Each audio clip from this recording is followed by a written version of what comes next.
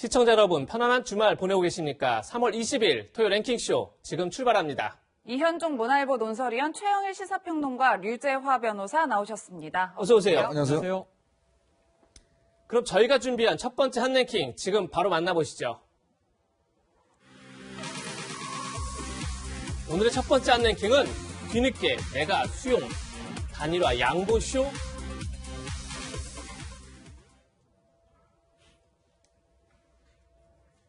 방금 보신 어제 싱크 한번 들어보고 얘기 나누겠습니다. 김종인 위원장과 오세훈 후보가 요구한 단일화 방식을 수용하겠습니다. 제게 불리하고 불합리하더라도 단일화를 조속히 이룰 수만 있다면 감수하겠습니다. 안 후보님의 이 수용의 정도가 어디까지인지가 정리가 되질 않습니다. 그러니까 말씀만 다 수용한다 이렇게 말씀하셨을 뿐이지 구체적인 내용이 지금 없는 상태입니다. 참 이해하기 어렵습니다. 그렇지만 그것도 수용하겠습니다. 이제 만족하십니까? 다 수용하겠습니다. 그리고 제가 알고 있는 내용이 다르다면 공식적으로 김종인, 오세훈 두 분이 요구하는 내용이 무엇인지 구체적으로 말씀해 주십시오. 원하는 대로 모두 수용해 드리겠습니다. 안철수 후보가 제안한 우선 100%를 받아들이겠습니다. 이 결정은 또 하나의 바보 같은 결정이 될지도 모르겠습니다. 네, 방금 보신 것처럼 어제 오세훈 안철수 후보가 핑퐁 기자회견을 잇따라 가졌는데요. 결론은 서로 내가 양보하겠다 이겁니다. 이현종 의원님. 네. 그런데 19일 후보 등록 전까지 단일화하겠다 이렇게 약속했는데 그건 불발됐죠. 그러고 그렇죠. 나서 갑자기 뒤늦게 서로 양보하겠다 이렇게 하다 보니까 무슨 양보 단일화를 위해서 양보를 하는 쇼를 하는 거 아니냐 이런 지적이 나오고 있는 것 같아요. 참 다들 정치를 하루 이틀 하신 분도 아니고 지금 이 단일화 문제가 얼마나 중요한 문제이겠습니까? 그러다 보니까 어제 하루 종일 왔다 갔다 하는 걸 보면 정말 이분들이 국민들 앞에서 무슨 쇼를 하나 이런 생각이 들 정도로 정말 당황스럽습니다. 정말 이 안철수 후보가 이야기했듯이 정말 이렇게도 되나 싶을 정도로 두 분 다 하는 행보를 보면 원래 이 단일화는요, 두 사람이나 그 단일화 협상팀들이 정말 합의를 끝내고 나서 구체적인 세부 사항들을 하고 그다음에 이 후보들 사인을 하고 그렇게 해서 공식적으로 발표를 하는 겁니다. 네. 근데 지금 보면 불쑥불쑥 나와서 지금 이제 발표를 하는 거 보면 도대체 무슨 내용인지 모르겠어요. 지금 안철수 후보 같은 경우는 뭐 다 받아들이겠다 이야기를 하는데 그 이야기 하자마자 실무팀장인 이태규 사무총장 같은 경우는 내용은 또 다르게 이야기를 하고 있어요.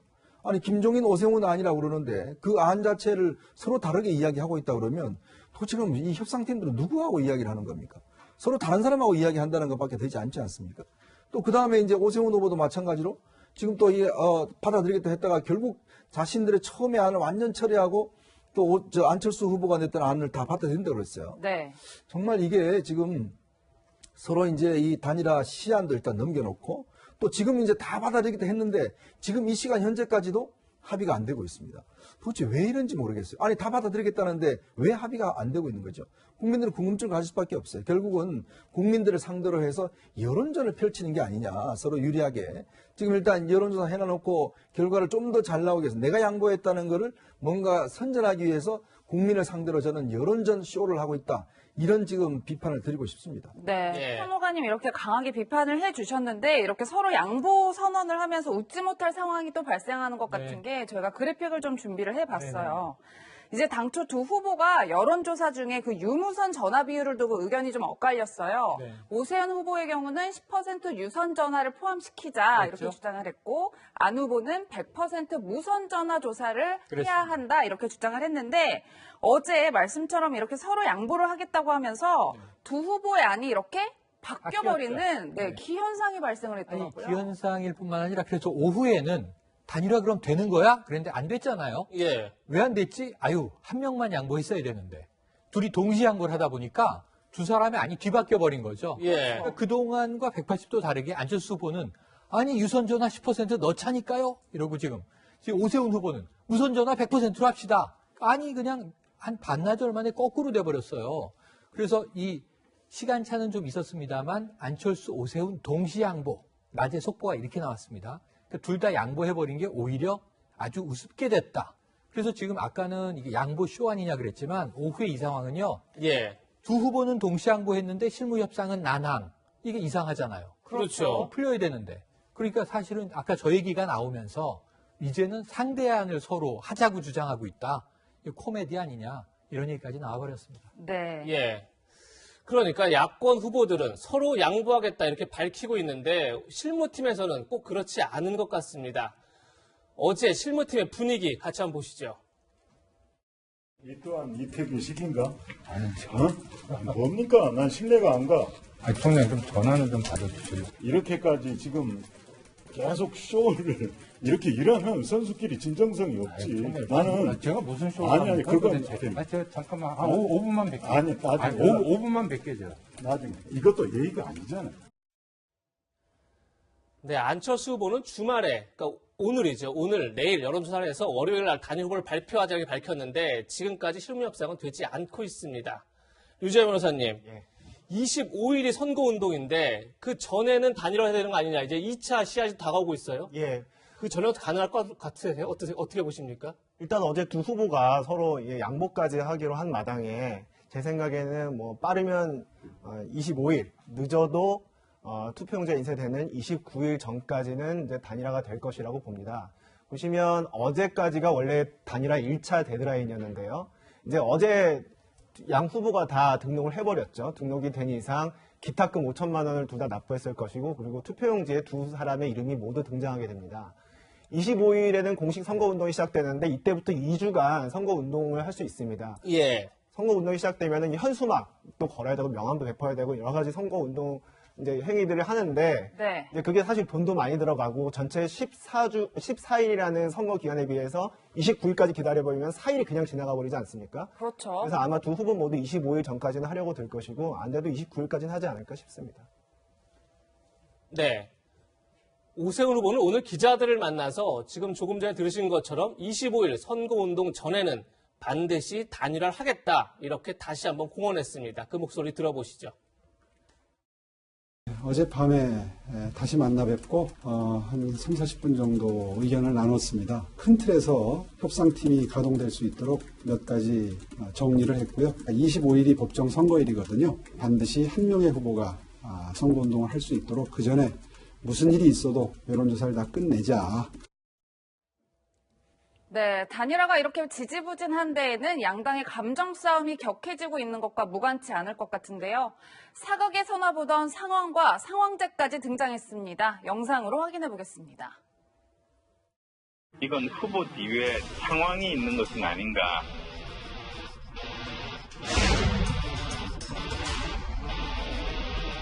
김종인 위원장님의 사모님이 제 아내와 이름이 같습니다. 또 뭐 정치적인 영향력에 대한 이야기도 여의도에 많이 퍼져 있습니다. 혹시 그분과 착각해서 그러신 것 아닌가. 그래서 혹시 그 말을 한 사람이 자기 당의 위원장을 디스한 거 아닌가. 저는 그렇게 생각합니다. 이준석 적선 최고위원이 그 말씀하셨잖아요. 예, 그러면 안 되죠. 잘리겠네요, 곧. 안철수 캠프 쪽에서 이제 사모님 관련해서 열심히 그래서 저 사람은 내가 보기엔 좀 정신이 좀 이상한 사람 같은데. 네, 이현정 의원님 네. 단일화를 앞두고 있는 두 당이긴 한데 양당 수장이 이제 부인까지 등장하는 설전으로 번지고 있어요. 근데 이제 김 위원장 안 후보를 두고 정신이 이상한 사람인 것 같다. 뭐 이렇게 좀 수위 높게 비판을 하고 있는데 상황이 이렇다 보니까 저희가 그래픽을 좀 준비해봤는데 국민의힘 안팎에서는 단일화 방해꾼은 김종인 위원장이다. 뭐 장애물이다. 역할은 끝났다. 이런 수위의 비판이 나오는 것 같아요. 일단 지금 양쪽에 이제 거친 이야기가 보면 사실 이제 정치권에도 이 금도라는 게 있습니다. 특히 이제 양당이 이런 걸 할 때 가족 문제라든지 이런 것들은 사실 건드리지 않는 게 왜냐하면 이것을 건드려버리면 이 감정이요 쉽게 사그라들지 않습니다. 그렇죠. 나중에 단일화 되더라도 과연 예를 들어서 지금 안철수 후보로 단일화됐다는 가상을 해보면요. 그럼 김종인 위원장이 자신 있게 선거운동 지금 도와줄 수 있겠습니까? 반대로 지금 오세훈 후보가 단일화되면 안철수 후보가 선거운동 도와줄 수가 있겠어요? 그럼 국민들이 그걸 어떻게 신뢰를 하겠습니까? 아니 저렇게 단일화되기 전에 가족까지 거론하면서 그렇게 비난했던 사람들이 한 번에 나와서 이 사람 찍어주세요. 이렇게 이야기하면 국민들은 도대체 이 사람들 지금 뭐 제대로 이야기하는 거야? 이런 생각을 가질 거 아니겠습니까? 네. 그러니까 서로 넘지 말아야 될 금도를 이미 넘어버렸다는 거죠. 안철수 후보도 상황 거론한 것도 그렇고 또 그러니까 이쪽에서 여상황이다. 서로 또 지금 부인 이야기까지 해버렸기 때문에 네. 정말 저는 이분들이 정치의 금도를 너무 넘는 게 아닌가라는 생각이 들고요. 또 이제 김종인 위원장 문제인데 사실은 김종인 위원장 입장에서는 국민의힘 비대위원장이에요. 예. 그러면 김종인 위원장 입장에서 보면 반드시 자기 당 후보를 단일화해야 될 의무가 있는 겁니다. 이분의 책무가 있는 거예요. 예. 그래서 이분은 끝까지 그렇게 고집을 하는 겁니다. 저는 그걸 두고 김종인 위원장의 지금 중립적 입장이 아니잖아요. 그러니까 그걸 두고 김종인 위원장을 저는 예를 들어서 이거는 잘못 비판한다는 건 조금 전에 잘못된 비판이라고 봐요. 네. 왜냐 김종인 위원장은 당의 후보를 반드시 자기가 비상대책위원장을 맡았기 때문에 자기 당의 후보가 단일화되는 것이 이분한테는 책무입니다. 만약에 안 되면 김종인 위원장은 아마 그 직을 유지하기가 힘들 거예요. 그런데 지금 김종인 위원장이 방해꾼이다 이야기하는 거는 조금 모순된 이야기 같아요. 네. 근데 그런 거는 어떤 면에서 보면 중립적인 분들이 볼 때는 그렇게 볼지는 모르겠지만 예. 다 자기 당이 이해관계가 있는데 결국 이 룰을 어떻게 만들어 나가냐는 이 문제를 놓고 해야 되는데 저는 이 문제는 서로 두 후보 간에 사실은 결단을 내야 됩니다. 예. 문제는 두 후보가 자꾸 끌려가는 모습 또 이런 모습을 보이는 건데 아니 이 협상의 주체는 두 후보예요. 그렇죠. 단일화 주체는. 네. 그럼 두 후보가 책임지게 아니 두 분이서 누군가 되면 두 분 다 같이 서울시 운영하시겠다면서요. 근데 이렇게 해서 서울시 제대로 운영할 수 있겠습니까? 네. 최영일 평론가님, 지금 이현정 의원께서도 양쪽이 넘지 말아야 할 선을 넘고 있다. 이렇게 좀 네네. 비판하셨는데 문제는 이렇게 해서 단일화를 한들 네. 정말 단일화 시너지 효과가 나겠느냐 이런 네. 지적이 계속 나오고 있어요. 그러니까 우리가 보기에 다 정치 고수들이고 예. 여권 후보였고 나오시기도 했고 그랬던 분들이에요. 그런데 지금 이 돌아간 양상을 보면 이게 정치를 좀 아는 사람들이 하는 행동이 맞나 하는 비판이 나오는 게 일반 시민이 봐도 이번 재보선 이 서로 여야 간에 대립적으로 적이 존재하는 전쟁이에요. 예. 그럼 지금 이 범야권 단일화 얘기는 왜 나왔습니까? 지금 여권을 꺾어야 되니까 나온 거죠. 어떤 전략이 확실하게 야권이 서울시를 탈환할 수 있는가? 그래서 지금 3자 필패론도 나왔잖아요. 그럼 민주당의 입장에서 이렇게 지켜보고 있는 민주당이 자, 민주당 우리에게 제일 좋은 게 뭐냐? 1.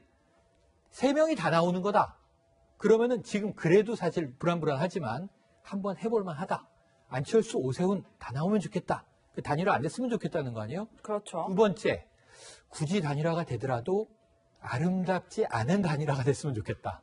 그래야 좀 야권 지지층이 분열될 것 같다. 예. 세 번째, 민주당이 제일 두려워하는 건 아름다운 단일화예요. 근데 지금 보면요, 민주당이 좋아하는 쪽으로 가고 있는 거잖아요. 그럼 이게 누구 좋으라고 하는 거예요? 이 지금 단일화 안 하기? 이렇게 생각해 보시면 오세훈, 안철수 두 후보가 우리 지지층을 어떻게 결집할 것인가에 메시지도 내고 행동도 하고 약속한 기한 내에 빨리 단일화도 이루고 해야 되는데 예. 지금 서로 에고이스트들로 보여요. 에고 나만 살겠다. 예. 지금 나만 사는 정치가 어디 있어요. 이게 유권자 살리고 국민 살리는 정치 해줘야 되는데 예. 이 지지층도 못 먹는 지금 단일화를 이렇게 난학으로 끌고 가고 있으니 나중에 이 비판을 어찌 감당하시려고 이러시나 걱정이 됩니다. 네, 변호사님 어쨌든 시간은 흘러가고 이제 보궐선거 후보 등록도 마감이 됐는데 중앙선관위에서 어제 여러 가지 정보들을 공개했는데 아무래도 후보들의 재산 내역에 가장 관심이 많이 가는 것 같아요. 네, 그렇습니다. 그 세 후보가 지금 어느 정도 재산을 등록했는지 신고했는지 이제 그게 관심이 가는데요. 박영선 후보와 오세훈 후보 같은 경우에는 총 재산은 50억 상당의 재산을 신고했습니다. 안철수 후보의 경우에는 이렇게 알고 있다시피 이제 기업가 출신이고 그렇기 때문에 1,500억 상당의 재산을 신고했는데 1,500억 중에서 저게 전부 다 현금이나 예금으로 있는 건 아니고요. 거의 1,000억 이상이 주식으로 있을 겁니다. 그래서 아마 그 정도로 하여튼 세 분이 다 상당히 일반인의 관점에서 보면은 굉장히 부자들이라고 할 수 있겠네요. 네. 네. 그런데 이번 서울시장 후보 등록 때 맨 처음 등록한 사람이 누군지 아십니까? 바로 국가혁명당 허경영 후보인데요. 이번에도 파격적 공약으로 눈길을 끌고 있습니다. 화면으로 만나보시죠. 첫 번째가 연애수당. 결혼하는 사람은 20만 원씩 주겠다. 정기적으로 각 후별로 모임을 만들어주겠다. 거기 와서 결혼 안 하는 사람들의 파티를 열어주게. 두 번째, 재산세 내고, 양도세 내고, 취득세 내고 산 땅을 왜 중간중간에 그렇게 세금을 걷어가네. 재산세 폐지하겠다. 내 판공비 월급 안 받겠다. 예산 70% 처리하겠다. 네, 뭐 결혼 수당, 연애 수당, 뭐 주택 마련 수당 등등 각종 이제 수당 약속을 했는데 허경영 대표의 공약도 공약이지만 저희가 사진 한 장을 준비했습니다. 허경영 대표가 어제 가장 먼저 서울시장 후보 등록을 하면서 후보 등록 서류에 표지에 이런 글을 썼습니다. 나라에 돈이 없는 것이 아니라 도둑이 많습니다. 이런 걸 썼는데 이현종 의원님. 그냥 웃고 넘어가기에는 굉장히 여러 가지 의미심장한 글인 것 같아서 저희가 이 사진을 일부러 준비했는데 위원님은 어떻게 보셨습니까? 그러니까 예전에 뭐 허경영 후보가 뭐 공중부양한다 그러고 뭐 공약을 낼 때는 정말 황당하다, 좀 비상식적이다 이야기를 했는데요. 예. 지금은 보면 예지력이 있는 것 같아요. 지금 보면 이 허경영 후보가 그동안 제시했던 여러 가지 공약들이 실제로 지금 정치권의 후보들이 많이 지금 제시하고 있습니다. 지금 얼마 주겠다 한 이야기가 보면 다들 그걸 또 따라하고 있어요. 이제 뭐 아니 기본소득까지 주겠다고 이야기를 하고 있으니 참 이게 지금 정상인지 아니면 저희들이 지금 비정상으로 생각하는 건지 모르겠습니다. 그만큼 어떤 면에서 보면 포퓰리즘이 굉장히 일반화되고 있다라는 저는 굉장히 위험 신호라는 생각이 들어요. 자, 아시겠지만 이번 선거 부산시장 선거를 하면서 어떻습니까? 가덕도 신공항 특별법이 통과됐습니다. 이게 지금 일반적인 국토부 통계에 따르면 이거 뭐 부대 시설까지 하면 한 28조 든다는 거 아니겠습니까? 그리고 지금 이번 서울시장 선거, 이 선거 얼마 들어갑니까? 비용만 800억이 들어가요. 자, 이런 선거를 지금 우리가 하고 있습니다. 그리고 또 박영선 후보 지금 당선되면 1인당 10만 원씩 주겠다고 지금 공약을 하고 있어요. 자, 이러니 한편으로 보면 아니 진짜 이게 허경영 후보가 제시했던 게 옛날에는 정말 다들 정치권에서 무슨 저런 공약이야 라고 이야기를 했지만 이게 지금 점점 현실화되고 있는 거예요. 또 지금 아까 좀 전에 우리 앵커께서 보여주신 그 이야기도 보면 나라에 돈이 없는 게 아니라 도둑들이 많기 때문이다. 지금 보시면 LH 사태 한번 보십시오. 결국 이 이야기가 저로 틀린 이야기가 아니거든요. 참 그런 면에서 보면 점점 우리 정치가 어떤 면에서 기성 정치가 제대로 되는 게 아니라 이렇게 외부에 있던 어떤 면에서 보면 예전에 트럼프 대통령도 마찬가지지만 이렇게 좀 황당한 이야기가 현실화되는 게 과연 이게 좋은 건지 저는 좀 상당히 좀 헷갈리는 상황입니다. 네. 다음 주 25일 선거운동 전에 야권 단일화 갈등이 정리될지 지켜보겠습니다. 다음은 여권 소식 알아보겠습니다. 두 번째 한랭킹에서 만나보시죠. 저희가 준비한 두 번째 한랭킹은 박영선의 1인당 10만 원 신고수입니다. 박영선 더불어민주당 후보가 어제 서울시장이 되면 서울시민 모두에게 1인당 10만 원의 재난 위로금을 지급하겠다 이렇게 밝혔습니다. 어떤 내용인지 박 후보의 목소리로 직접 들어보시죠. 서울시민 모두에게 1인당 10만 원의 보편적 재난 위로금을 블록체인 기반 KS 서울 디지털 화폐로 지급하겠습니다. 여기에 소요되는 예산은 약 1조 원입니다. 서울시는 지난해 세입이 당초 예상보다 많아서 약 1조 3,153억 원의 재정 여력이 있게 됩니다. 박 후보 밝혔듯이 1조 원가량의 서울시 예산이 소요되는 공약인데요. 박 후보의 기자회견 직후 야권은 즉각 비판했습니다. 현금 살포로 지난해 4.15 총선에서 톡톡히 재미를 본 집권 여당이 민심이 심상치 않은 곳으로 드러나자 현금 지급 물량 공세를 파상적으로 전개하기 시작했습니다. 아무리 살펴봐도 급조된 선거용 매표 공항으로밖에 보이질 않습니다. 초등학교 반장 선거도 이렇게 하지는 않습니다. 최영일 평론가님, 지금 박영선 후보는 아직 서울시에 재정 여력이 있다 이렇게 얘기하고 있습니다. 반면 야당은 조금 전에 들으신 것처럼 선거용 매표 공약이다. 초등학교 반장 선거도 이렇게 안 한다. 강하게 비판하고 있는데 어떻게 보셨습니까? 보수 진보 정당에서 다 나왔죠. 예. 그래서 이건 조금 이제 민주당 유념할 필요가 있겠고요. 자, 그럼에도 불구하고 시각은 엇갈립니다. 예. 그러니까 유권자의 시각이 엇갈리는 게 문제예요. 그리고 이게 파퓰리즘 아니냐, 이게 매표 아니냐, 돈 살포 아니냐 이렇게 보는 또 시민들도 계시고 반면에 지금 코로나19가 1년을 넘기고 있으니 힘든데 필요한 거 아니냐. 왜냐하면 우리가 1차 국민재난지원금은 이거 서울시가 아니라 국가에서 준 거지만 보편 지급이 됐었고 2차, 3차 논의되는 4차는 다 선별로 가잖아요. 예. 근데 이제 보편 한 번 줄 때가 됐다 이런 얘기가 또 일각에서 나오는 거 아닙니까? 근데 서울시는 그걸 하겠다.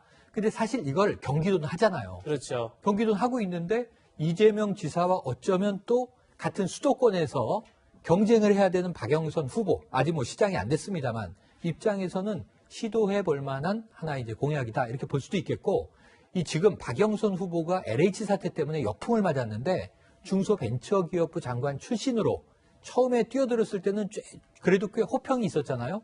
그래서 이 화폐 10만 원을 그냥 주는 게 아니라 블록체인 기술을 이용한 디지털 화폐로 주겠다. 서울 전용 디지털 화폐로 지급한다. 이런 또 기술적인 문제를 대입했어요. 예. 그래서 저는 야권이 비판만 할 때는 아니다. 일단 이겨야 되기 때문에 예. 그럼 어떻게 하면 되느냐? 그럼 오세훈 후보나 안철수 후보가 아니 10만 원으로 되겠습니까?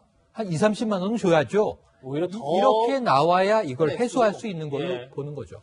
네, 이현정 의원님, 그런데 왜 지난해 총선을 앞두고 재난지원금 문제가 있어서 굉장히 설왕설래가 많았잖아요. 네. 그래서 이번 박영선 후보의 이 공약도 선거에 영향을 미칠 것이다, 뭐 이런 추측들도 있더라고요. 그렇죠. 아무래도 미치겠죠. 근데 우리가 선거 한번 치르면서 이렇게 많은 돈이 들어가야 됩니까? 이번 선거 보궐선거잖아요. 또 이게 왜 치러집니까? 기책사회가 서울, 부산 선거가. 그걸 한번 생각해보면 선거 순수 비용만 800억입니다. 자, 그런데 이제 또 선거 끝나고 나면 10만 원씩 주겠다, 1조 원 나간다고 그러잖아요.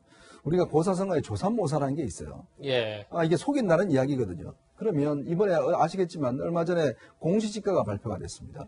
공시가 발표가 되면 기본적으로 물론 종합부동산세 내는 분도 많겠지만 또 보유세, 재산세도 다 올라갑니다. 그리고 또 건강보험에 다 올라가요.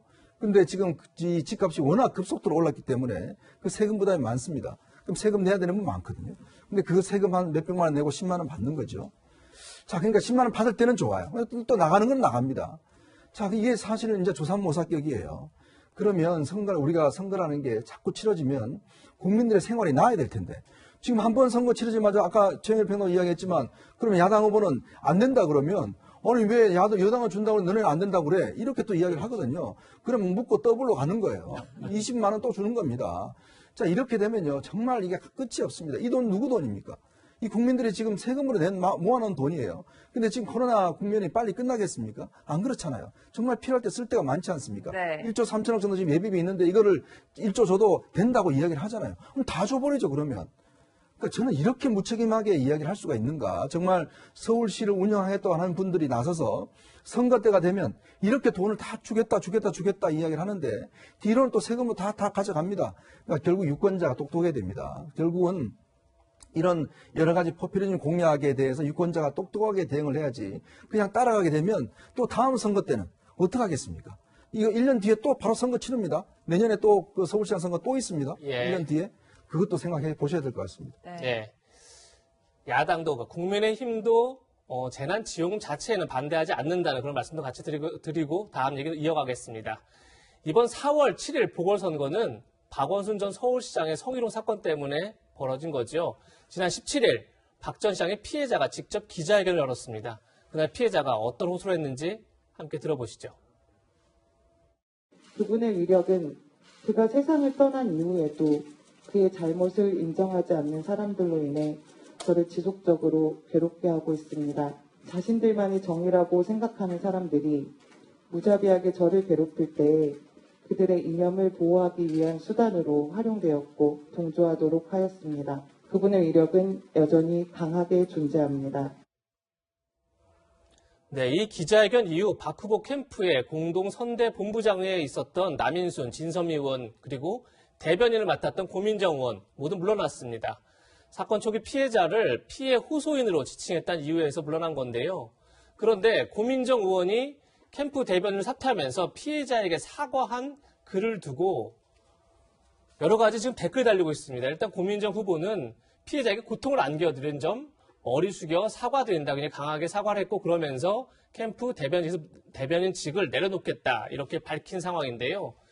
이 글을 두고 여러 지금 댓글들이 달려 있는데 거기에 보면 피해자면 무슨 피해를 당했는지 구체적으로 알려주고 피해 호소하고 사과를 하는 게 순리다. 이런 이제 댓글도 있고요. 또 저들이 쳐놓은 프레임에 들어가 주는 것밖에 되지 않는다 이렇게 고민정 의원을 비판한 댓글도 있습니다. 중요한 선거를 앞두고 이래야 하나, 문재인 대통령 생각은 안 하나 등등 친문 지지자들이 고민정 의원을 비판하는 글이 상당히 있습니다. 물론 유지아 변호사님 댓글 중에는 고민정 의원을 응원하거나 현 정부를 응원하는 댓글도 있는데 이제 그렇지 않은 댓글이 있다 보니까 이렇게 되면 오히려 고민정 의원의 사과의 진정성이 퇴색되는 것 아니냐 이런 지적도 나올 수 있을 것 같아요. 네, 그렇죠. 고민정 의원이 이제 사과하고 그리고 이제 함께 피해 호소 3인방이라고 불렸던 남인순 의원과 진선미 의원이 함께 다 캠프에서 물러난 건 잘한 결정입니다.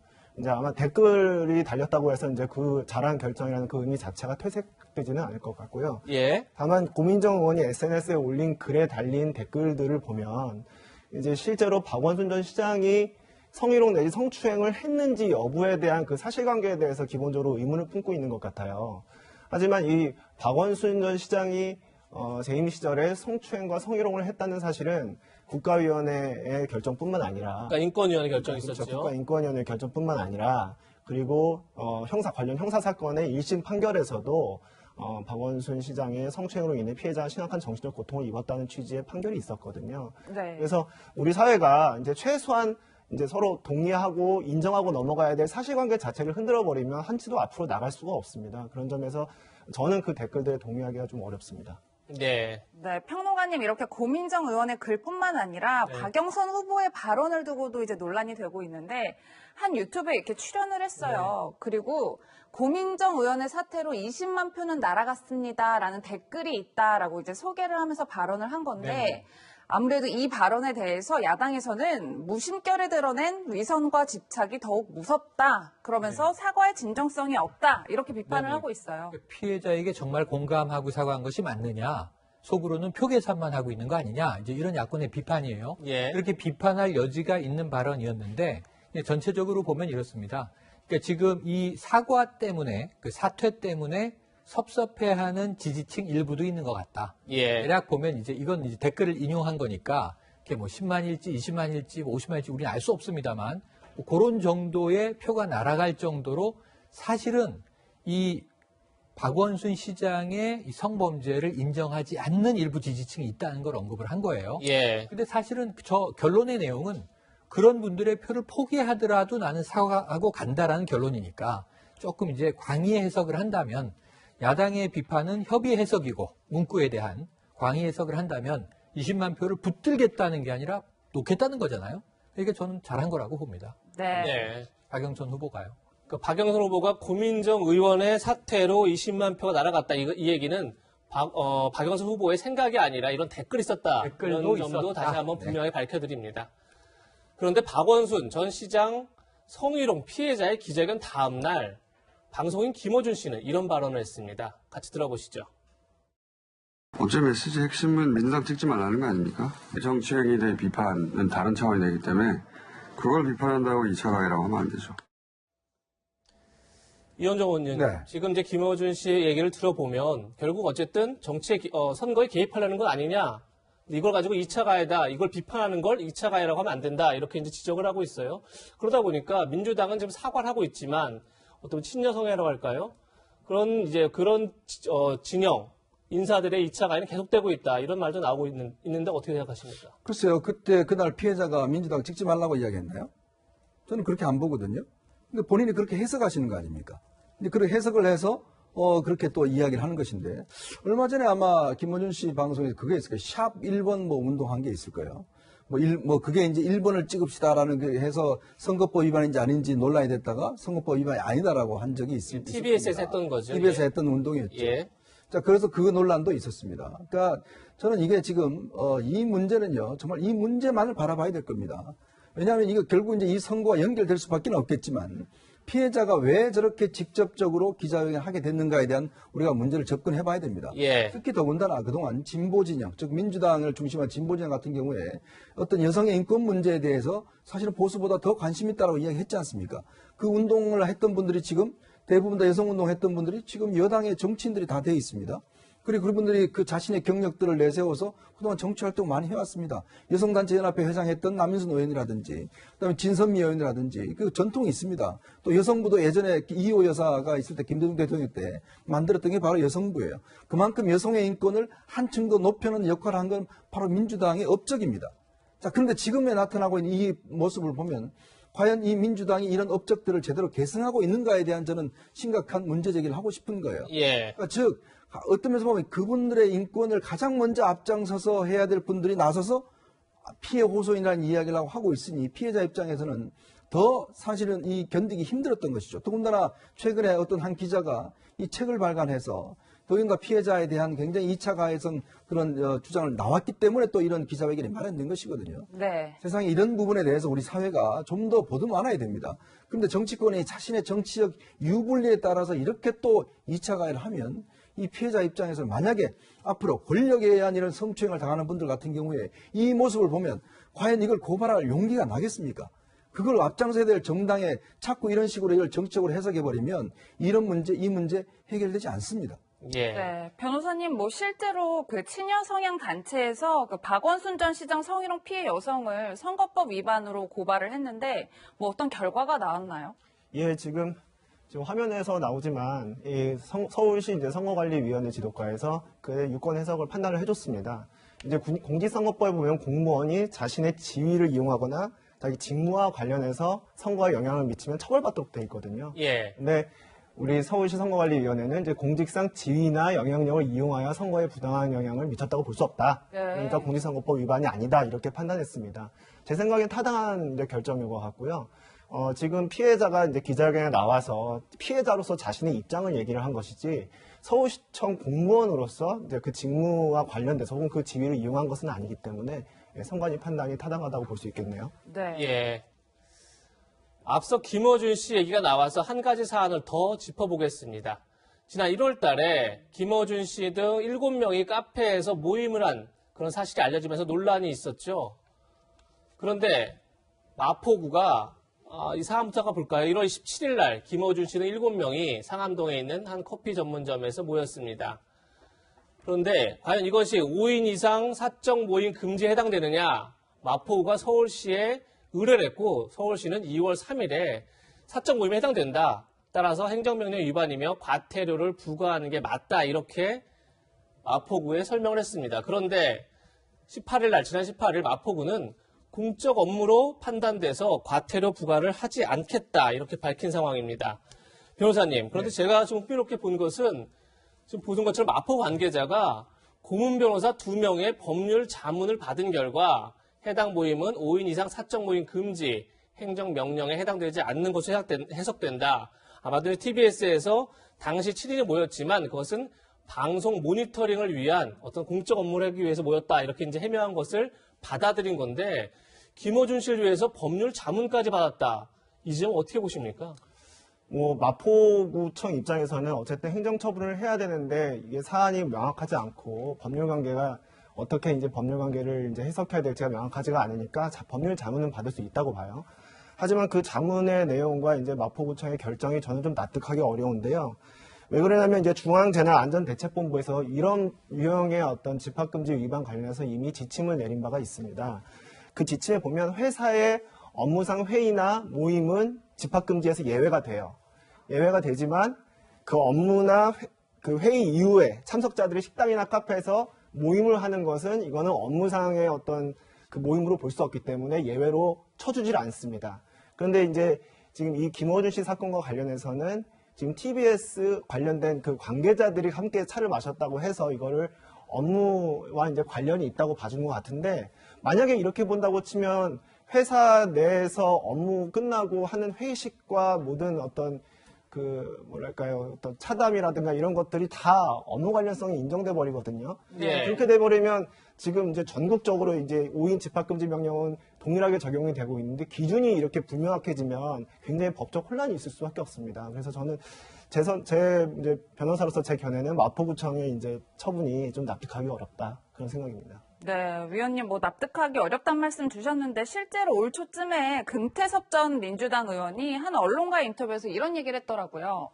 김어준 씨가 민주당에 미치는 영향력이 상당히 크다. 뭐 이런 취지로 인터뷰를 했어요. 네. 마포구가 상급 기관인 서울시의 지침마저도 거부하면서 결국은 안 줬던 이 김어준 씨한테 이제 벌금을 먹이자는 참 대단하다는 생각이 듭니다. 더군다나 이 지금 김어준 씨 같은 경우에 저는 뭐 미국의 러시 림보라는 사람이 있었어요. 이 우파 이제 이 방송 진행자인데 굉장히 하여튼 우파 쪽에 영향을 많이 미치는 사람인데 뭐 최근에 사망했습니다만은 트럼프 대통령마저도 굉장히 이 사람한테 많이 의존할 정도로 그만큼 정책 영향이 있었던 사람이에요. 뭐 아마 그걸 빗대서 이제 김어준 씨를 한국의 진보파의 러시 림보다 이렇게 이야기하는 것도 있는데 저는 뭐 이 김어준 씨가 자신이 주장하는 거 전혀 뭐 문제가 없다고 봅니다. 그런데 이걸 어떤 방식으로 하느냐의 문제겠죠.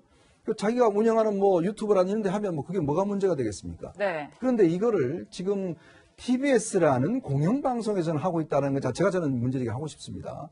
왜냐하면 TBS는 서울시가 법인으로 운영하는 그 방송국인데요.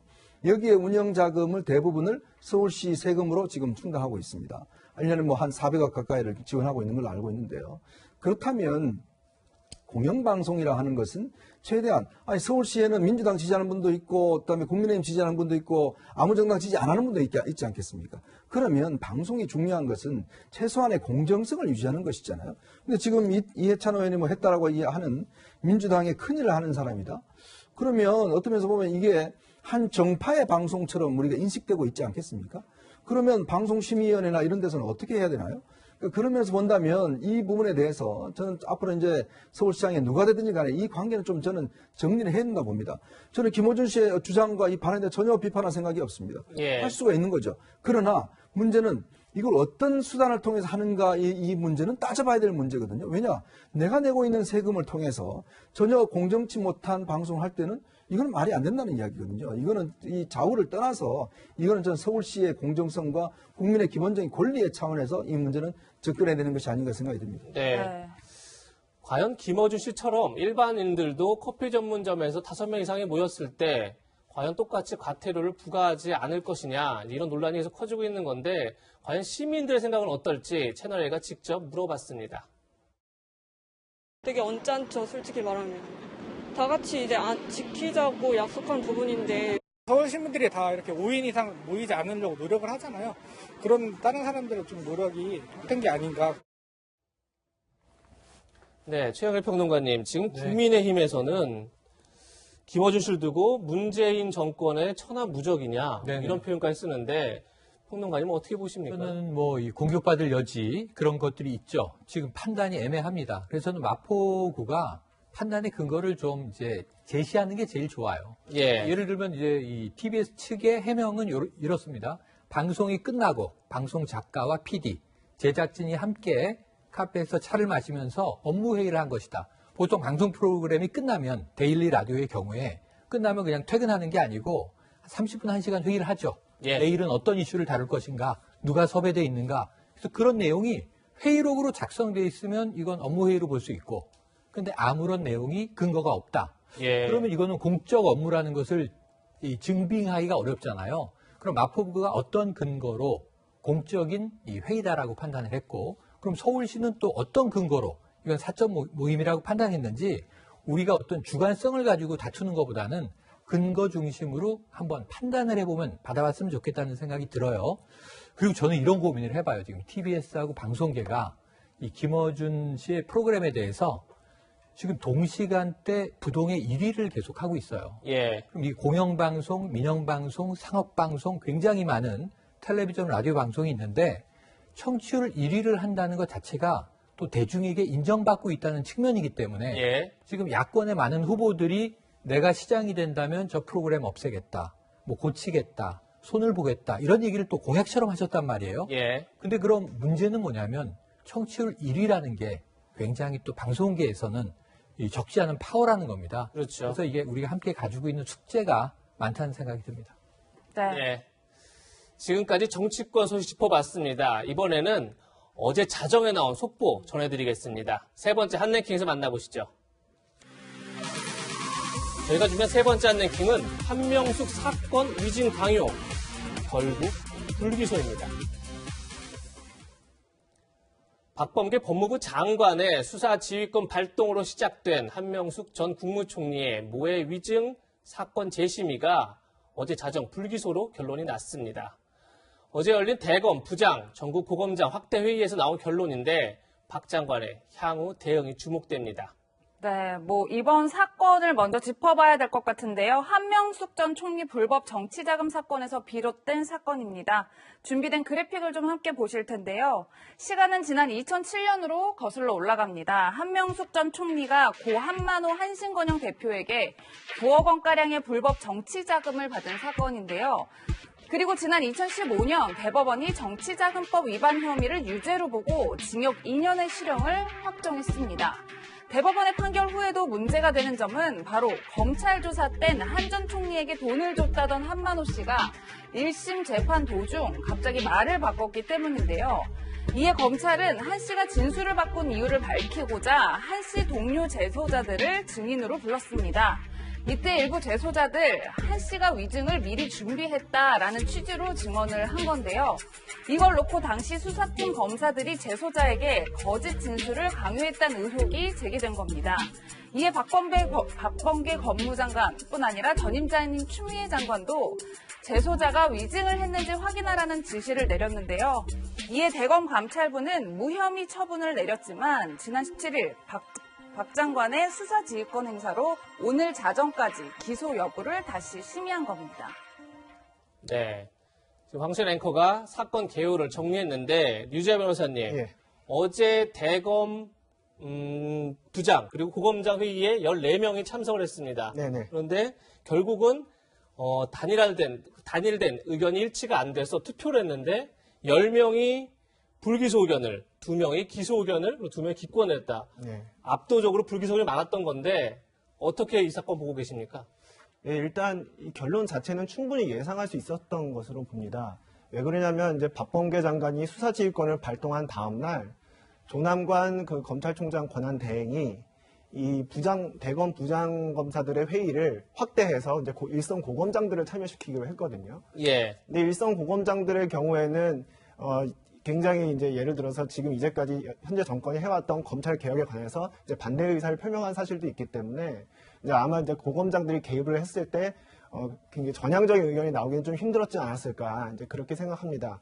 좀 흥미로운 점은 지금 이제 대검 부장들의 숫자들 중 이제 우리가 흔히 친정권 인사라고 친정권 검사라고 흔히들 얘기하는 분들이 계셨는데 실제로 그렇게 일컬어지는 분들 중에 굉장히 두 분만 기소 의견을 냈다는 거죠. 그러니까 이제 그 중에서도 일탈이 나왔다는 겁니다.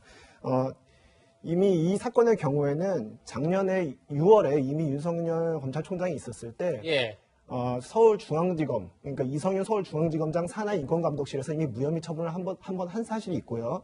그리고 조남권 그 검찰총장 권한 대행이 올해 3월 5일 날 이미 대검 내부의 합리적인 의사결정 과정을 거쳐서 무혐의 처분한다라는 판단을 이미 한 사실도 있습니다. 그렇기 때문에 그 결론이 뒤바뀌기는 굉장히 어려웠습니다. 네, 위원님, 변호사님께서 결론 자체는 충분히 예상 가능했다고 말씀 주셨는데 사실 이 사건에 대한 불기소 의견이 나온 게 이번이 처음은 아니잖아요. 그렇죠.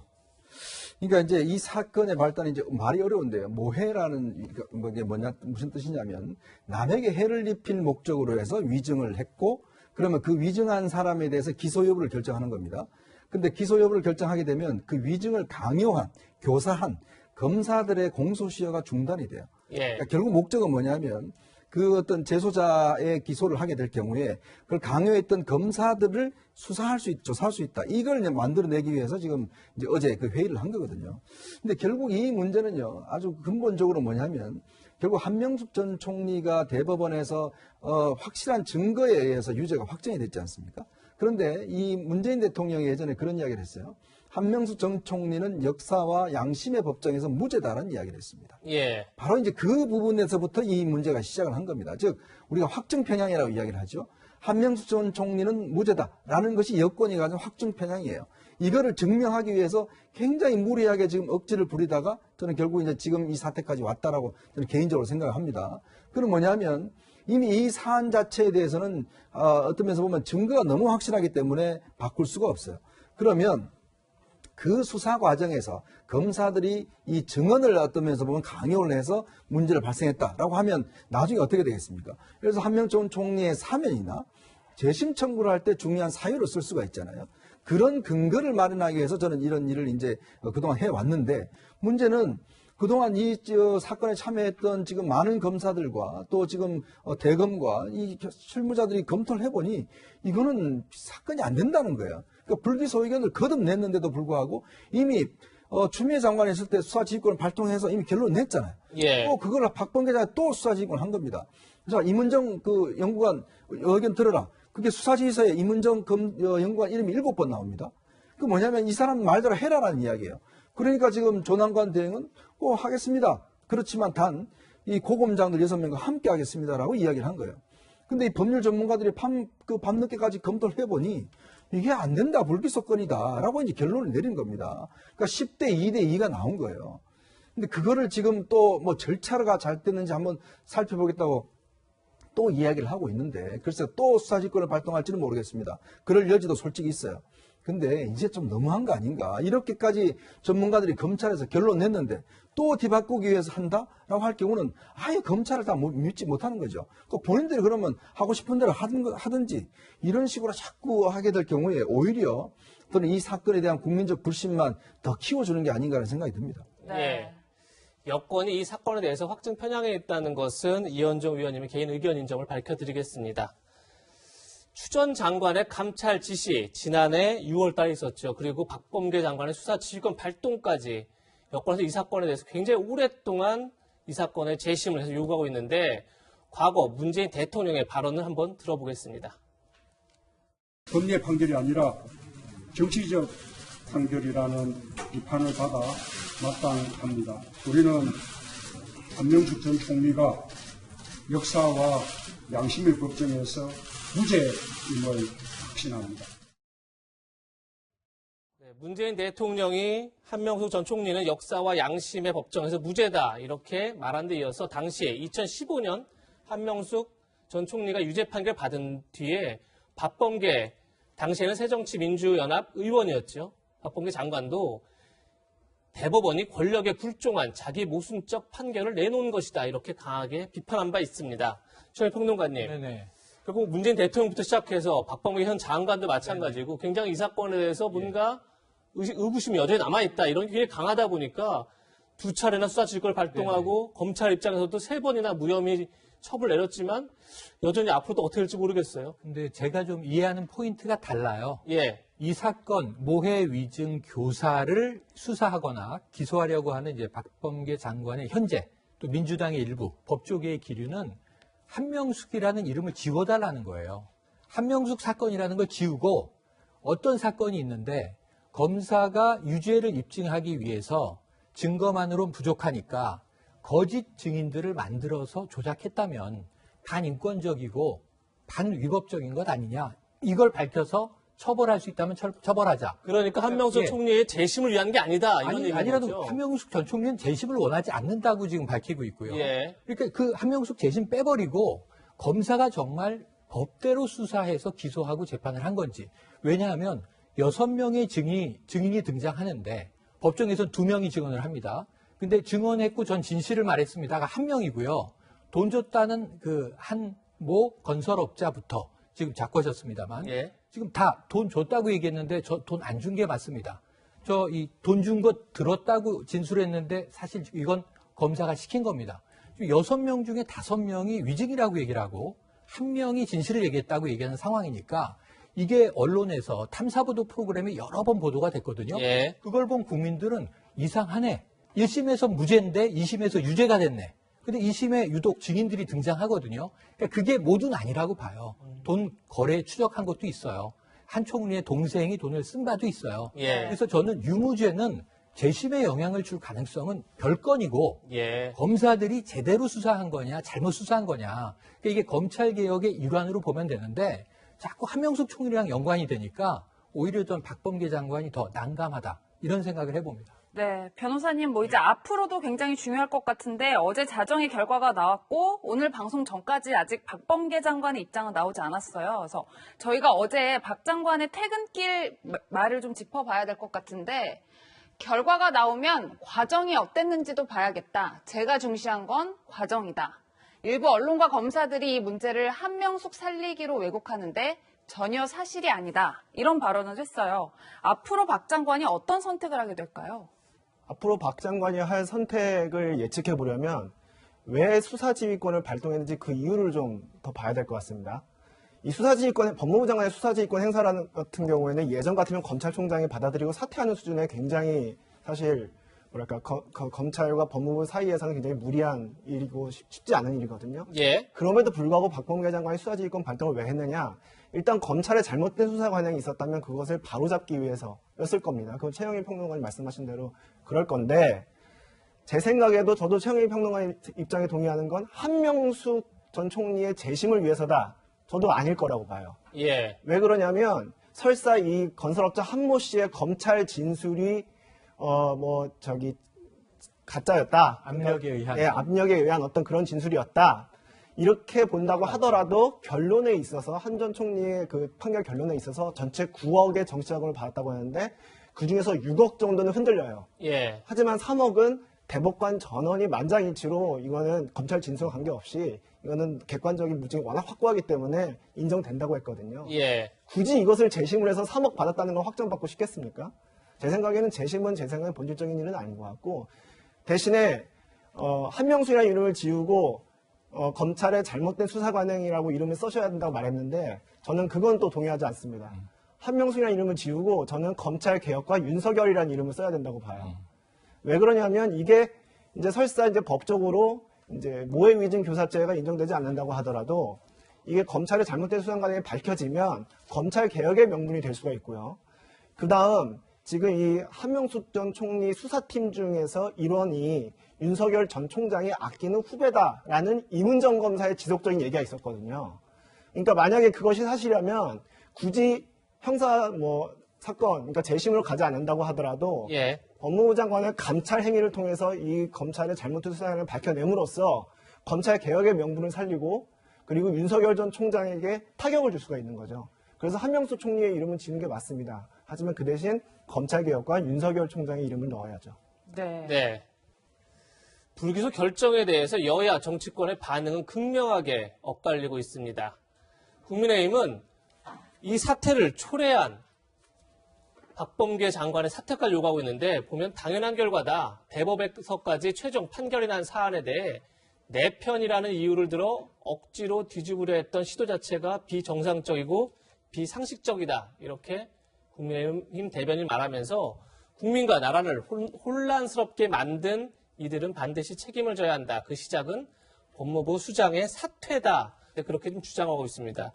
반면에 민주당 김용민 의원 같은 경우는 조남관 검찰총장 직무대행도 정치검사다 교체를 요구하면서 조남관 차장이 주도한 대검 부장회의에서 불기소 결론이 났는데 결국 정의와 진실을 외치는 절박한 목소리에 귀를 닫는 한심한 결론이다. 이렇게 극명하게 반대, 비판한 입장을 내고 있습니다. 이현주 의원님, 네. 결국 이러다 보니까 지난해 추미애 윤석열 전 총장의 갈등에 이어서 다시 한번 검찰과 여권의 극명한 갈등이 되는 거 아니냐 이런 우려가 나오고 있어요. 어떻게 보십니까? 그러니까 예전에 그 미국의 레이코프라는 언어학자가 낸 코끼리를 생각하지 마라는 책이 있어요. 코끼리라는 게 이제 공화당을 상징하거든요. 자꾸 공화당 상징하는 코끼리 이야기하면 민주당이 공화당의 자체인 프레임에 빠져나올 수가 없다는 겁니다. 자꾸 이 검찰 문제를 이렇게 지금 불러일으키는 게 한편에 보면 윤석열이라는 이름을 계속 되새기게 만드는 결과를 초래하는 것이죠. 예. 자, 그렇기 때문에 지금 조남관 대행만 하더라도요. 이분이 어떤 분입니까? 이분이 노무현 대통령 때 청와대에 근무를 했어요. 전주 출신의 이제 서울대 법대를 나오고 그리고 또 추미애 장관이 이 검찰국장을 시켰습니다. 예. 추미애 사람을 알려졌던 분이에요. 그 측근이라고 그때만 하더라도 그렇게 알려졌습니다. 근데 윤석열 총장 징계에서부터 이분이 반대의 목소리를 냈어요. 자, 근데 지금 와서 일을 하니까 이제 이 조남관 대행을 또 공격하기 시작하는 거거든요. 그러니까 자기 뜻에 맞으면 박수치고 그렇지 않으면 공격하고 이렇게 되면요. 우리나라 공직자들이 정말 제대로 설 수가 있겠습니까? 그리고 또 이 계속적으로 사실 추미애 장관 그것이 1년 동안 이 문제가 불거졌는데 또 이 문제가 불거지면 결국은 또 윤석열 전 총장을 소환할 수밖에 없어요. 네. 또 이 문제를 불거지면 제가 아마 박근혜 장관이 이거 순순히 받아들이지 않을 겁니다. 이렇게 되면요 또 시즌 2가 시작됩니다. 근데 누구한테 유리하겠습니까? 저는 이 문제를 자꾸 이렇게 붓으로 만드는 것 자체가 결국은 제가 이야기했던 공화당 코끼리를 생각하지 말을 자꾸 반복하는 결과만 낳게 될 것이다. 그런 생각이 듭니다. 네, 법조계 속보까지 짚어봤습니다. 이현종 위원과는 여기서 인사드리겠습니다. 고맙습니다. 이어서 다음 한랭킹 확인해 보겠습니다. 오늘의 한랭킹 윤여정 인생 역전 잠깐만 해서 헐. 최근 한국 영화계를 뜨겁게 달구고 있는 인물 바로 이분일 텐데요. 그 주인공 영상으로 먼저 만나보시겠습니다. First up, the nominees chosen by members of the Academy's Actors Branch, actress in a supporting role, and Ye Jung-un in Minari. So she was crying. I didn't cry. I'm in quarantine, so everybody wished to come here, but there's no way to come here. So I need to drink by myself. 네, 하재근 문화평론가님 나오셨는데요. 앞서서 영상 보셨지만 배우 윤여정 씨가 그야말로 새로운 역사를 써내려고 하고 있다. 저희가 이렇게 평가할 수 있을 것 같아요. 그렇죠. 지금 역사의 주인공이 됐는데 한국 배우가 미국에서 이렇게 주목을 받았던 적이 없거든요. 예. 지금 미국에서 시상식 도장 깨기를 하고 있는데 도장 깨기요? 미국이 각 도시마다 영화평론가 시상식이라든가 상이 굉장히 많거든요. 예. 근데 그 하나하나 다니면서 다 여우조연상을 받고 있는 거예요. 현재 33개를 받았는데 이것만 해도 정말 놀라운데 심지어 아카데미 여우조연상 후보에까지 올랐기 때문에 지난번 기생충이 아카데미 사관왕 할 때도 아카데미 측에서 한국 배우들은 배제했었거든요. 네. 후보 지명조차 안 했었거든요. 예. 그때 그래서 인종차별 아니냐 그런 얘기가 나왔었는데 요번에 마침내 윤여정 씨가 그 유리천장을 깨고 한국 배우 최초의 아카데미 후보 주인공이 됐기 때문에 정말 역사적인 행보를 이어가고 있습니다. 네.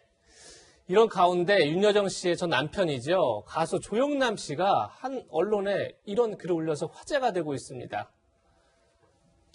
조영남 씨가 예전 음악감상실 세시봉 시절 얘기를 기고하면서 윤여정 씨를 세시봉의 여자 대표격이었다 이런 얘기를 하고 당시 윤여정한테 윤잠깐이라는 별칭으로 부르곤 했다. TV에 등장할 때마다 잠깐 나왔다가 금방 들어가기 때문이었다. 그런데 지금은 형편이 많이 달라졌다. 오늘날 우리 세시봉 친구들 전부가 잠깐을 못 벗어나는데 윤여정은 지금 아카데미 가까이까지 가고 있다. 말 그대로 헐이다. 이렇게 본인이 표현을 했는데 하재근 평론가님. 네. 글쎄요. 전 남편이 축하 메시지를 보낸 거다. 이렇게 좀 많은 해석이 되고 있는데 평론가님 어떻게 보셨습니까? 글쎄요. 축하일 수도 있고 엄밀하게 따지면 그냥 본인의 회고, 본인의 소회 그런 걸 이야기한 것 같은데 예. 옛날에 윤여정 씨가 본인이 잠깐이라고 별명을 붙여줬다는 거 아니에요? 예. TV에 잠깐 나왔다 금방 들어간다고. 그러니까 윤여정 씨가 60년대에 데뷔해서 71년에 떴거든요. 몇 년 동안의 무명 기간이 있었으니까. 11년 정도 무명 기간이 있었네요. 11년까지는 아닌데 60년대 중에 데뷔해서 몇 년 정도 무명 기간이 있었으니까. 그때 아마 잠깐이라고 별명을 붙였던 것 같은데. 그리고 71년부터 이제 톱 배우가 됐고. 그런데 그때 그 조영남 씨라든가 세시봉 멤버들은 그야말로 당대 주인공이었잖아요. 그렇죠. 근데 그 후로 수십 년이 흘러서 이제 본인들은 정작 말하자면 조영남 씨 말에 따르면 우리들은 잠깐 나오는데 윤여정 씨는 미국에서 아카데미 후보에 오르고 그야말로 당대 정점에 섰으니까 야 사람 사는 게 인생이 이렇게 역전된 거구나. 거네요. 그런 소회를 아마 지금 밝힌 것 같습니다. 네, 이런 가운데 윤여정 씨의 영어 인터뷰도 화제가 되고 있는데요. 우선 영상으로 만나보시겠습니다. She's like legendary, you know. I was. Legendary means I'm old. First of all, you tell me I'm Korean Meryl Streep. I don't think Meryl Streep wouldn't like that. I know it's a flatter.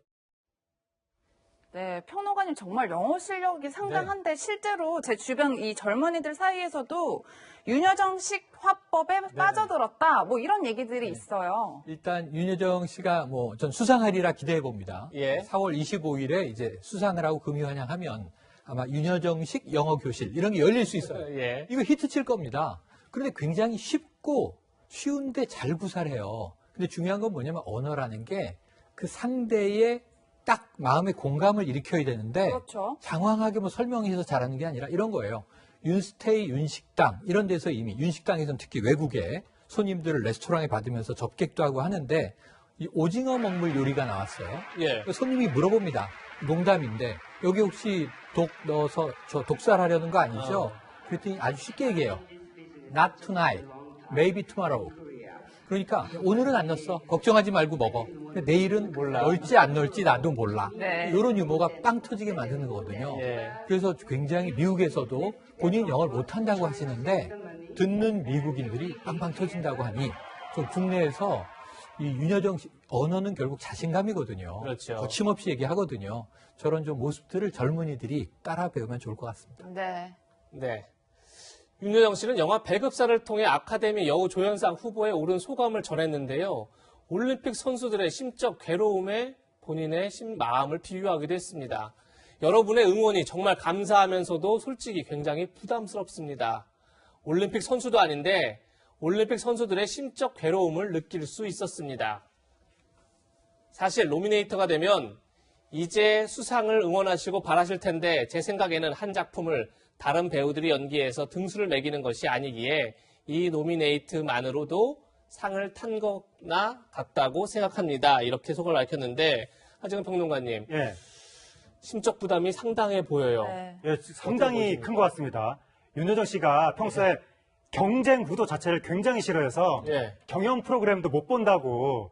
근데 본인이 지금 만인이 집중하고 있잖아요. 이분이 상을 탈 것인가 말 것인가, 그렇네요. 위너가 될 것인가 말 것인가. 그렇죠. 경쟁 구도 한가운데 들어갔으니까 굉장히 부담스럽고, 그다음에 윤여정 씨가 뭐 국가대표 이런 식의 구도 있잖아요. 이 사람이 상을 타면 국가의 영광이고 이런 식의 구도. 그것도 약간 좀 탁사를 느끼는 그런 식의 구도에 예. 그랬던 것 같은데 본인이 지금 올림픽 대표처럼 국가대표로 지금 아카데미상 후보에 올랐으니까 여러모로 좀 부담을 느끼고 있는 것 같은데 빨리 이분이 아카데미상을 받아서 예. 더 큰 부담을 느끼게 되면 좋겠습니다. 네, 뭐 평론가님 이제 마무리 차원에서 이제 아카데미 시상식이 말씀처럼 다음 달 25일이에요. 뭐 한 번 더 여쭙겠지만 기생충에 이어서 또 다른 기적이 탄생할 수 있을까요? 상을 주긴 할 것 같거든요. 예. 왜냐하면 지난번에 골든글러브가 이 미나리한테 외국어 영화상을 줘가지고 예. 미국에서 비판이 일었어요. 본상을 줘야지 왜 외국 영화 취급을 하느냐. 미국 영화거든요.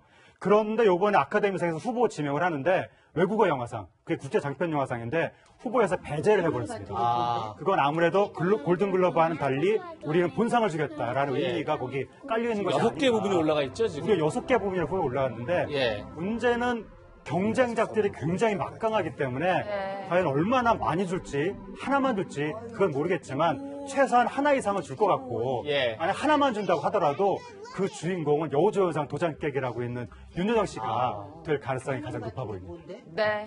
다음 달 아카데미 시상식에서 미나리가 여러 번 호명되기를 기대하겠습니다. 그럼 저희가 준비한 마지막 한 랭킹 만나보시겠습니다. 마지막 한 랭킹입니다. 부산 소곤남의 정체는? 네, 지난 18일 밤 11시 부산 광안리 해수욕장 인근의 한 커피 전문점에서 손님이 음료를 주문하는 모습이 사진으로 포착됐는데요. 저희가 사진을 좀 준비해봤습니다. 그런데 이 남성의 옷차림이 좀 이상해서 이 남성의 옷차림을 본 주변 손님들이 많이 놀랐다고 하는데요. 보시는 것처럼 이 남성 상의는 하얀색 바람막이를 입고 있는 듯한데 하의는 엉덩이를 겨우 가릴 정도의 속옷만 입은 상태로 보였다고 합니다. 변호사님, 이제 앞서서 저희가 이렇게 화면을 같이 보고 계신데 매장에 있던 다른 손님이 이 남성을 경찰에 신고를 했다고요? 네네. 이 부산의 한 카페에서 저렇게 이제 남성이 너무나도 짧은 하의를 입고 이렇게 음료를 주문한 거 보고 경찰에 신고를 했다고 해요. 예. 다른 데가 아닌 경찰에 신고를 한 거 봐서는 유쾌한 경험은 분명히 아니었을 거고 그 신고한 손님의 경우에는 굉장히 불쾌감을 느꼈지 않을까 싶습니다. 근데 이제 지금 저 화면에서 보이는 게 이게 속옷인지 아니면 짧은 하의인지 뭐 흔히 얘기하는 뭐 티팬티인지 뭐 그건 알 수가 없는데 예. 아무튼 저런 식으로 이제 이렇게 활보를 하고 다니면 아무래도 뭐 특별한 행위를 하지 않고 그냥 뭐 커피를 마시고 그냥 음료를 주문한다고 하더라도 충분히 불쾌감을 불러일으킬 수 있을 것 같습니다. 네. 이번 사건을 보면서 지난 2019년에 발생한 비슷한 사건을 떠올리시는 분들이 굉장히 많을 것 같은데요. 온라인에서 충주 하이 실종남, 충주 속옷남 등으로 불렸던 사건이 있었죠. 당시에도 사진을 보시면 한 커피 전문점을 찾은 남성이 속옷인지 아니면 짧은 하의인지 알 수 없는 굉장히 짧은 옷을 입고 주문을 하고 커피숍 안에서 다니자 굉장히 그게 논란이 됐었고 당시에도 이 문제가 이제 경찰에 신고가 됐던 그런 사안입니다. 변호사님, 지금 보시면 그 남성, 그러니까 2019년입니다. 7월 달에 충주, 그리고 이틀 뒤에 다시 원주 커피숍에서 같은 짧은 하의를 입고 음료를 구매했다가 경찰에 입건이 됐다고 그래요. 그런데 당시 남성이 속옷이 아닌 자기는 짧은 핫팬츠를 입은 거다. 이렇게 주장을 했고 그래서 공연 음란죄 적용이 안 됐다고요? 예, 지금 뭐 부산 속옷남과 충주 속옷남이 동일인지는 모르겠는데요. 예. 그 공연 음란죄가 적용되지 않는 데 대해서 그게 이제 짧은 핫팬츠면 안 되고 속옷은 되고 뭐 그런 문제는 아닙니다. 그런 문제는 아니고요. 예. 우리 형법상 공연 음란죄는 음란한 행위를 공적인 장소에 해야 돼요. 근데 이 사람은 음란한 행위를 한 건 아니고 단순히 음료를 주문해서 마셨다 뭐 이 정도거든요. 예. 음란한 행위를 하지 않았기 때문에 형법상 공연 음란죄는 적용되지가 않습니다. 공연 음란죄는 그 처벌 수위도 높아요. 그래서 1년 이하 징역이나 500만 원 이하의 벌금을 받을 수 있기 때문에 공연 음란죄로 처벌하기에는 좀 무리가 있었던 것 같고요. 예. 다만 경범죄 처벌법상 과다 노출 행위가 있습니다. 예, 그 경범죄 처벌법상 과다 노출 행위는 그냥 공개된 장소에서 신체의 주요 부위를 드러내서 다른 사람에게 부끄러움이나 불쾌함을 불러일으키면 가능하거든요. 그리고 이거는 벌금이 10만 원 이하의 벌금입니다. 10만 원 이하요? 예, 굉장히 경한 처벌이 있죠. 그래서 아마 당시에 뭐 짧은 핫팬츠였느냐, 뭐 속옷이었느냐가 중요한 게 아니고 이렇게 예. 봤을 때 음란 행위가 없었기 때문에 경범죄 처벌법상 이제 그 과다 노출, 예, 그것으로 직결심판 회부한 것 같습니다. 네, 변호사님 그렇다면 그제 부산에서 이제 밤에 커피를 주문하면서 앞서 보신 대로 이제 좀 짧은 하의만 입었던 그 남성도 앞선 사건과 마찬가지로 비슷한 처벌을 받게 된다. 저희가 이렇게 볼 수 있을까요? 네, 지금 모자이크 때문에 정확하게 얼마나 신체 부위가 드러나는지는 정확하게 보이진 않지만 거의 유사한 형태로 신체 노출을 했다고 한다면 아마도 이번에도 공연 음란죄 적용을 힘들고 경범죄 처벌법으로 처벌받을 것 같습니다. 네. 하지원 평론가님. 물론 지금 조금 전에 얘기했지만 충주 남성과 부산 남성이 같은 분인지 아닌지는 사실 저희가 아직까지 확인을 못하고 있는데 누가 봐도 너무 저렇게 짧은 속옷인지 아니면 핫팬츠인지 알 수 없는 옷을 입는 것. 저걸 어떻게 봐야 될까요? 그러니까 저게 이유를 모르는 거죠. 왜 저런 예. 행동을 했는지. 예. 저게 어떤 성도착 심리에 의한 것인지 아니면 단순 무개념 장난인지 친구들끼리 뭐 하다가 벌칙을 수행한 것인지 뭐 관심 받으려고 그런 건지 전혀 이유를 알 수가 없는데 예. 조사를 해봐야 되고 문제는 이유가 어찌 됐건 간에 예. 저런 모습을 본 시민들은 단순 불쾌감을 뛰어넘어서 불안감을 느끼게 된다는 거죠. 불안감을요? 요즘에 이상 예. 심리에 의한 극단적인 행동에 여러 가지 사건들이 많기 때문에 특히 여성분들의 불안감이 굉장히 클 수밖에 없거든요. 예. 그렇기 때문에 저런 식의 행동은 저는 절대로 해서는 안 된다고 봅니다. 네. 최영일 평론가님, 지금 얘기는 이것이 단순히 본인이 어떤 마음을 했든 간에 네네. 상대한테 불안감을 줄 수 있다. 네네, 맞습니다. 그런 점에서 어떻게 동일하십니까? 어떠십니까? 그러니까 이게 두 가지가 우리 사회에서 늘 충돌을 하죠. 예. 그러니까 제가 어떤 범법 행위의 선을 넘지 않았다. 하지만 이것은 내 표현의 행위다, 일종의. 예를 들면 나는 행위예술가예요. 이렇게 주장하면 어떡할 거예요? 퍼포먼스의 네, 일종이다. 나는 이게 거리에 퍼포먼스를 한 거다. 그리고 사람들이 이 충격을 받고 서프라이즈에서 여러 가지 불편감, 불쾌감 이것도 사람들의 정서니까 예술적 도발을 한 것입니다라고 주장하면 저는 이게 좀 막막해질 것 같아요. 그럼 이게 범죄가 아니고 예. 이분은 표현 예술을 했다. 이거 우리 사회가 논란이 시끄러워지거든요. 그 우리가 이제 자유민주주의 사회니까 이런 논란들을 그냥 떠안고 사는 것 같습니다. 네. 사건, 사고 소식까지 짚어봤습니다. 세 분과는 여기서 인사드리겠습니다. 고맙습니다. 감사합니다. 저희는 60초 광고 뒤에 돌아오겠습니다. 네, 저희는 다음 주 토요일 더 알찬 내용으로 찾아뵙겠습니다. 네, 시청해주신 여러분 고맙습니다.